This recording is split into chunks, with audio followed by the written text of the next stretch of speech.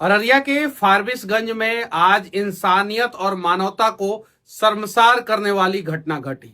साथ ही साथ प्रशासन से लोगों का भरोसा उठ गया और सुशासन की सरकार का पोल पट्टी खुल गया। आगे बढ़ने से पहले मैं आप लोगों से कहना चाहता हूं, इस वीडियो को शेयर कीजिए और सरकार के कानों तक पहुंचा दीजिए जो सुशासन का ढिंढोरा पीटते रहती है।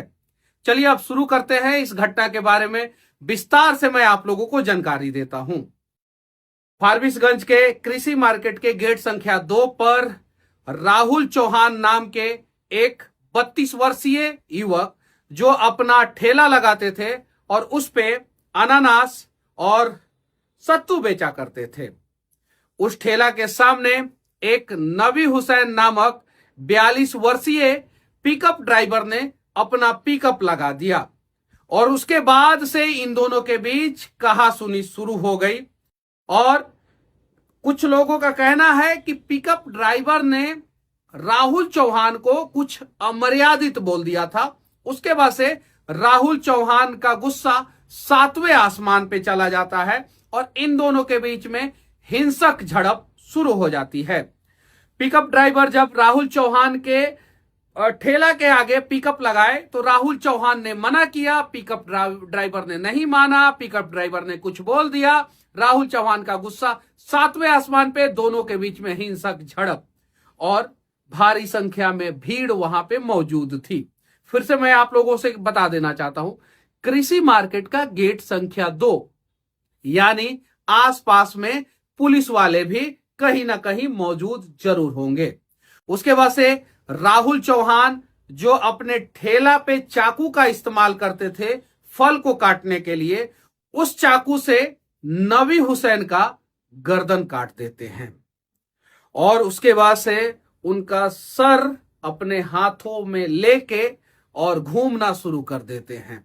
मतलब कि दरिंदगी और हैवानियत की सारी सीमा को पार करने के बाद अपराधी मानवता को तार तार करते हुए, इंसानियत को तार तार करते हुए ऐसा कुकर्म करता है जिसे देखने के बाद सब लोग दंग रह जाते हैं।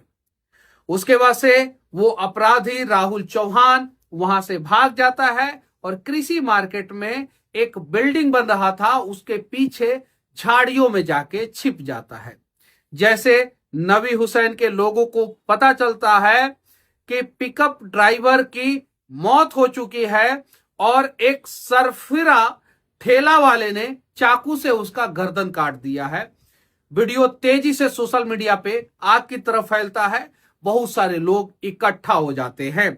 लोगों के इकट्ठा होने से पहले पुलिस ने आनन फानन में जबरदस्त कार्रवाई करते हुए जो राहुल चौहान वहां से फरार था घटना को अंजाम देने के बाद, उसे पकड़ लेता है और पुलिस पकड़ लेता है। यहीं पे कहानी खत्म नहीं होता है, कहानी अब असली यहां से चालू होता है। राहुल चौहान ने पिकअप ड्राइवर की हत्या कर दी, राहुल चौहान फरार हो गए।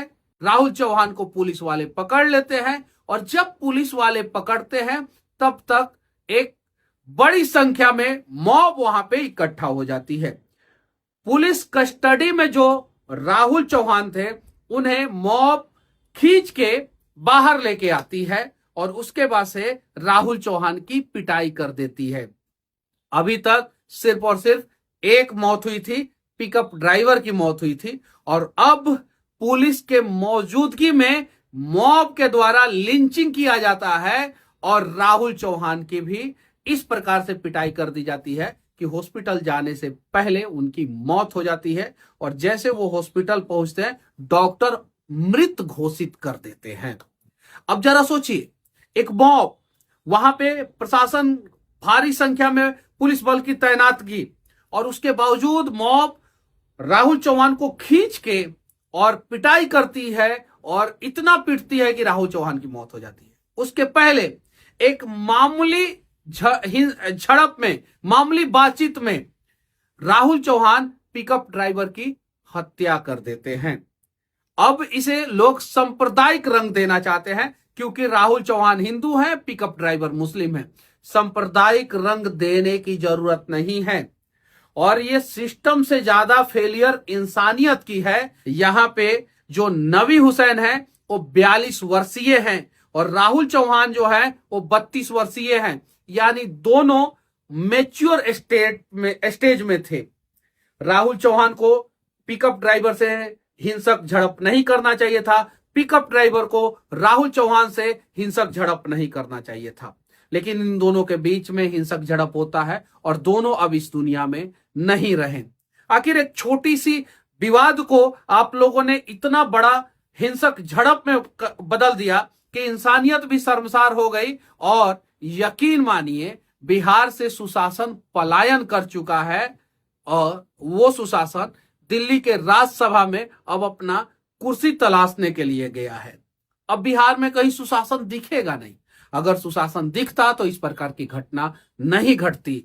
और ये पहला घटना नहीं है, पहला घटना होता तो शायद मान लिया जाता कि ये दोनों के आपसी विवाद के कारण घटना घटी है।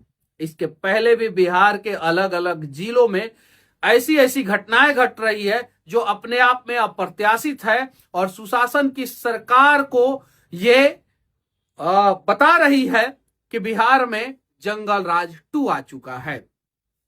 जहानाबाद में रेप कांड, छपरा में रेप कांड, अलग अलग जगहों पे रेप कांड, हत्याएं, शराब की तस्करी, जहरीला शराब से लोगों की मौत, और ये सारी घटनाएं ये साबित कर रही है कि बिहार में कहीं नहीं तो कहीं सुशासन बिहार से पलायन कर चुका है। अब अररिया में तनावपूर्ण माहौल है। मैं आप लोगों से हाथ जोड़ के विनती करना चाहता हूं कि ये 2 लोगों की गलती है और इन दोनों का आप लोग धर्म मत देखिए, इन दोनों का मजहब मत देखिए, बस इन दोनों की गलती के कारण दोनों की जान गई है।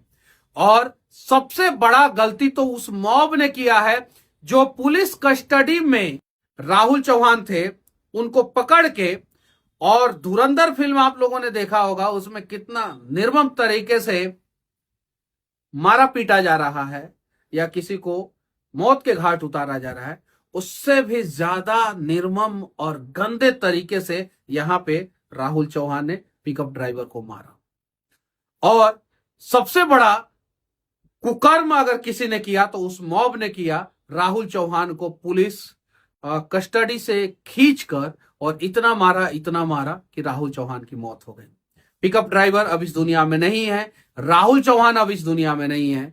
यकीन मानिए जो मॉब थी उसमें बहुत सारे ऐसे लोग होंगे जिनका वीडियो फुटेज आया होगा और वो सभी के सभी जेल जाएंगे और उन्हें कड़ी से कड़ी सजा होगी। और वीडियो के आखिरी पड़ाव पे मैं एनडीए सरकार से हाथ जोड़ के विनती करना चाहता हूं, जो बिहार में 5-5 इंजन लगा के और बिहार को विकास के रास्ते पे ले जाने का प्रयास कर रहा है, लेकिन आपराधिक घटनाएं कहीं नहीं तो कहीं बिहार पे रोज दाग लगा रहा है। तो एनडीए सरकार को सबसे पहला काम यह करना चाहिए कि बिहार में 1 लाख नए पुलिस भर्ती करनी चाहिए, यानी पुलिस डिपार्टमेंट में 1 लाख नया वैकेंसी आना चाहिए, क्योंकि सड़कों पे जब पुलिस वाले दिखेंगे तब जाके अपराधियों का मनोबल डाउन होगा। और वर्तमान समय में 14 करोड़ जनसंख्या है बिहार का, और 14 करोड़ जनसंख्या वाले बिहार राज्य को संभालने के लिए